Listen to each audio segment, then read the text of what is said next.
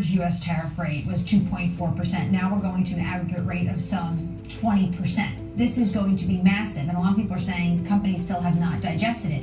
You also have a number of countries like India, like Switzerland, wanting to, I think as Ambassador Greer would call it, manifest a deal in the last minute. You even have the Swiss president, which I am told, uninvited by this White House, no formal invitation to come, getting on a plane to come to Washington, D.C. to try to ink a deal in less than 48 hours. Meanwhile, we do have the Trump administration providing new guidance ahead of the rollout. Bloomberg's Mike Shepard joining us now. Mike, what are we learning from the administration as they prepare for these new rates to go into effect on Thursday?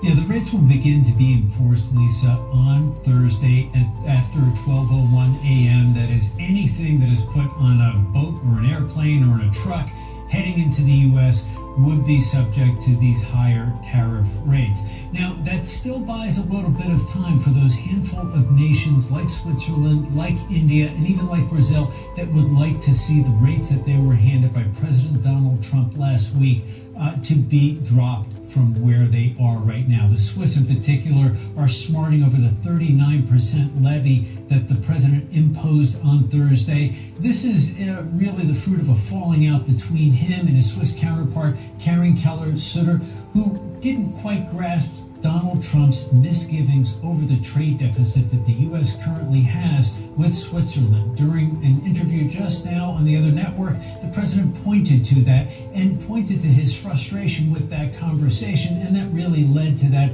higher number. We've reported ourselves just on some of the internal workings of that conversation between the two leaders. Now, the Swiss president is hoping to have another encounter with the president or his team to see if they can work out a different deal with some concessions. Likewise, we're looking for India to see if they can come up with some sort of counteroffer before Thursday to lower the tariff rate that they are currently expecting of 25%. And again, President Donald Trump has expressed his concern that India still maintains tariff barriers that are too high, and also some non-tariff barriers on key American goods, including in agriculture, and he would like to see those lowered as well. But lurking the India conversation is something else altogether, Lisa. This is the Ukraine war, and the president wants to get India to stop buying Russian crude. He sees that as a way to support Vladimir Putin's war machine. He has grown frustrated with the Russian leaders' refusal to come to the bargaining table to try to agree to a ceasefire to end this war and deliver a campaign promise that Donald Trump had been making consistently before the election and, of course, repeatedly afterward. And he has grown tired of trying to cajole Vladimir Putin and would rather use the economic instruments at hand, and that would include getting trading partners like India and like China to stop buying energy products from Russia.